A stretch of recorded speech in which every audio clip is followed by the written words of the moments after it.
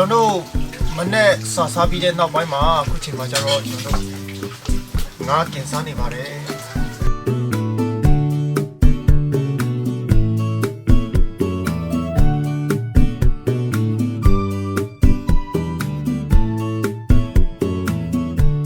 နားလုံးတော့မှရောက်ရှိလာတော့ဒီ